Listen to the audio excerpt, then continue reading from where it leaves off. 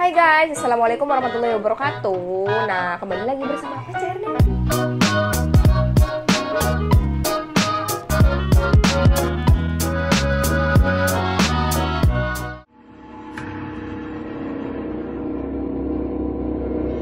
Kali ini aku bakalan cerita tentang video yang kemarin. Ini part yang ke-8. Aku yang cerita, kamu yang dengerin. Oke. Lanjut ke ceritanya ya.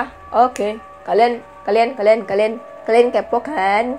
Sama aku juga. Yuk kita baca. Bajuku basah oleh keringat. Kakiku mulai nyeri. Semakin ke atas jalur yang harus kami lalui, semakin curam. Tanjakan-tanjakan ini seakan tidak berakhir. Orang itu seringkali harus berhenti untuk menungguku, yang mulai mengengap-engap kehabisan nafas. Jika sudah begitu, dia biasanya hanya merokok dan melihatku dengan sebal. Aku sudah hampir tak peduli dengan harimau di kanan kiriku, atau kolong wewe yang pastinya sedang mengawasiku entah di mana. Selama mereka tidak menampakkan diri, sudah cukup bagiku. Sosok hantu orang desa tidak ada lagi di atas sini. Setelah melewati kuburan kuda, penampakan mereka semakin berkurang, hingga hilang sama sekali. Musuhku yang utama saat ini cuma tanjakan-tanjakan yang semakin curam. Di beberapa tempat aku bahkan harus menggunakan akar untuk membantuku naik. Sesekali muncul pocong, yang tiap kali selalu membuatku melompat kaget. Kalau sudah begitu, biasanya orang itu tertawa berbahak-bahak kegirangan. Rupanya kepanikanku sudah menjadi hiburan buat dia. Bener kata abang tadi ya, setan-setan begitu biasanya cuma muncul lalu hilang. Muncul lalu hilang. Nggak bisa ngapa-ngapain, kataku dengan nafas tersengal-sengal. Dia nyengir, yang gua maksud tadi kan kuntilanak boy. Haha. Jawabnya sumringah, kan gua tadi nggak nyebut pocong. Lah, kalau pocong gimana bang? Di Afrika ada yang namanya kobra penyembur. Dia nggak matok kayak ular lain, tapi dia nyemburin bisa beracun ke muka korbannya. Dia menyambung. Pocong itu juga sama kayak kobra, penyemburnya dunia setan. Saran gua kalau lu lihat pocong, cuman satu, lari. Lu gak bakal mau kan diludahin pocong? Kalau diludahin pocong gimana bang? Tanyaku. Ya buta lah. Dia menjawab diiringi gelak tawa senang. Entah dia bercanda atau tidak, tapi yang jelas aku berharap jangan pernah lagi ketemu pocong. Bang, emang bener mitosnya, kalau bisa ngambil tali ketan pocong kita bisa kaya? Tanyaku iseng. Ngapain susah-susah ngambil tali pocong? Ribet amat. Kalau sekedar cuma minta kaya, minta kebal, minta pelet, lu doa aja minta gituan ke pocong. Jawabnya ringan.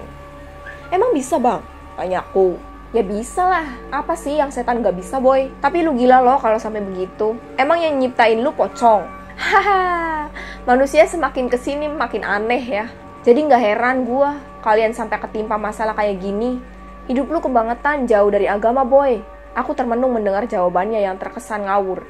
Tapi ada kebenaran di situ. Memang betul, hidupku sudah melenceng jauh dari yang seharusnya. Aku bertekad dalam hati, jika bisa lolos dari sini, enggak akan ninggalin sholat. Lalu aku mendengar bunyi berdebum ringan. Suara benda jatuh. Bruk! Dengan panik aku mencari sumber suaranya. Orang itu pun mendengar suara itu. Dengan mengikuti arah tatapannya, barulah aku melihat sumber suara berdebum itu. Dari tanjakan di depan kita, seonggok kepala tanpa tubuh bergeletak. Serem banget guys. Ini tuh kalau di Jawa namanya kuyang kalau nggak salah ya guys. Soalnya, itu tuh namanya setan, ada kepala, terus ada ususnya, gitu doang. Cuman badannya nggak ada. Yuk, kita lanjut. Aku bagai tersengat listrik ketika kepala itu berputar pelan dan menampakkan wajahnya. Mulutnya sobek sampai ke telinga, anjir. Lidah panjangnya menjulur keluar dan bergerak-gerak mengerikan. Air liurnya menetes, anjay. Dia buat pulau, guys. Matanya yang tertutup pelan-pelan terbuka. Anjir. Di balik kelopak mata itu tidak ada apa-apa, hanya lubang hitam, kosong, tapi terlihat mengancam. Pelan, kepala itu terangkat ke udara. Anjay, mabur. Lanjut. Mabur guys, jare wong Jawa, uji mabur, tabli. Ya Allah, menampakkan sisa tubuhnya. Di tempat yang seharusnya, leher sekarang nampak hanya tulang. Jaringan urat dan otot yang nampak basah membelit tulang itu. Tampak menggantung jeroan perutnya, busuk tapi juga berdenyut-denyut. Makhluk itu melayang 2 meter dari tanah. Ditingkahi suara tawa serak dari mulutnya. Dia meluncur ke arahku dengan tepat. Tak mampu bergerak, aku hanya membelalak ngeri. Tapi dengan cepat, orang itu menangkap tulang yang menggantung di bawah kepalanya dibanting ke tanah dan diinjak hingga hancur. Gila, ini orang apa setan? Coba guys, setan ditarik, diinjak. Bayangin, kalau aku ada di situ, pasti aku udah pipis di celana. Ampun dah. Oke, kita lanjut. Aku begidik melihat kejadian barusan. Seperti tidak terjadi apa-apa, orang itu kembali berjalan meninggalkanku di belakang. Kakiku sedemikian gemetarnya hingga membutuhkan waktu beberapa menit untuk mampu berjalan lagi.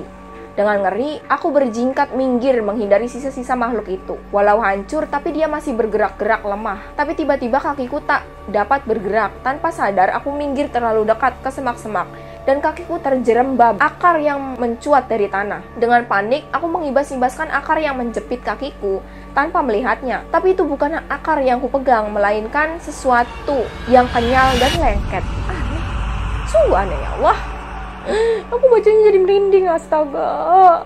Kuatkan aku ya Allah. Aku histeris ketika menyadari yang menahan kakiku adalah seonggok tangan putih pucat. Beberapa pasang tangan putih pucat lain muncul dan menarikku ke semak-semak. Aku berusaha berteriak minta tolong, tapi tenggorokanku tercekat. Aku tak mampu mengeluarkan suara sedikit pun.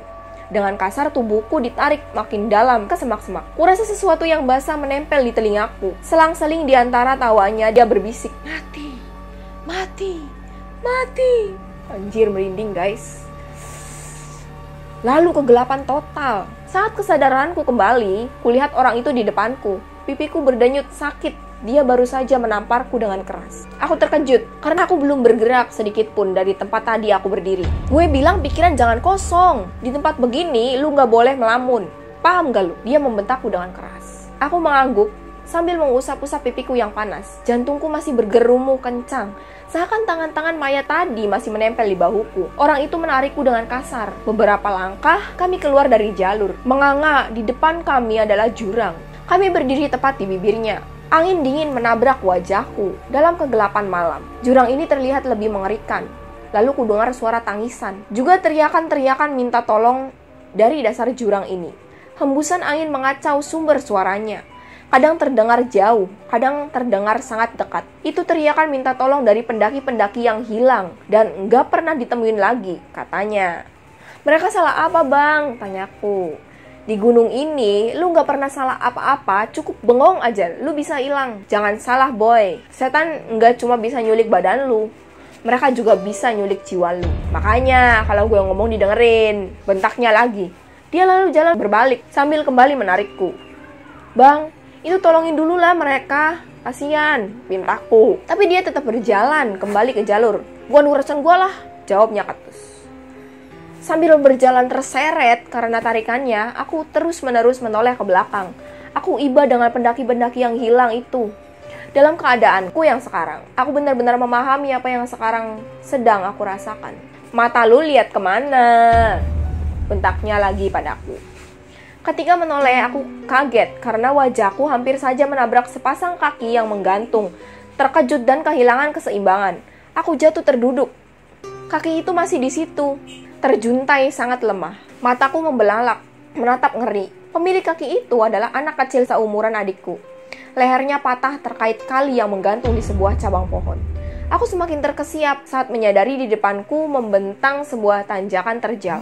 Pohon-pohon besar bercabang dengan ranting-rantingnya yang lebar hingga bulan pun tidak terlihat sedikit pun. Di setiap dahan pohon-pohon itu terbujur kaku, mayat yang digantung. Satu-satu di setiap dahan. Kurasakan dingin memelukku dengan cepat. Aku masih terpaku menatap puluhan pasang kaki yang tergantung itu bergoyang-goyang tertiup angin. "Jalan boy! Hormatin orang yang sudah mati," kata orang itu. Aku beringsut di tanah sebelum akhirnya lari mengejar orang itu. Sekilas kulihat tulisan penanda di sebuah pohon. "Bapak Tere." Sengaja aku tidak bertanya apapun tentang mayat-mayat yang tergantung itu. Penampakan mayat anak kecil seusia adikku lebih membuatku sedih daripada takut. Dan aku sama sekali tidak ingin mendengar kisah sedih tentang masa hidup mayat-mayat itu dulu. Ya ampun. Tanjakan ini lebih curam dari yang sebelumnya. Dengan susah payah aku mendaki dari undakan ke undakan. Yang mengherankan, orang itu belum terlihat lelah sama sekali. Dengan rokok di mulutnya, dia berjalan santai. Iya nggak boy? kadang melompat di tanjakan terjal ini. Tiba-tiba dengan mendadak angin berhenti berhembus. Tidak ada bunyi apapun, seakan-akan seluruh hewan malah mendadak bersembunyi. Suasana wingit semakin terasa. Dari atas tanjakan, kulihat orang itu memberikan aba-aba padaku untuk diam tak bergerak. Lalu sayup-sayup terdengar gending-gending gamelan Jawa. Suaranya terdengar mistis. Awalnya terdengar jauh dan pelan. Lama-kelamaan, suara itu seakan bergerak mendekat dan semakin mendekat, diiringi wangian bunga kantil yang semakin pekat. Yang terjadi selanjutnya adalah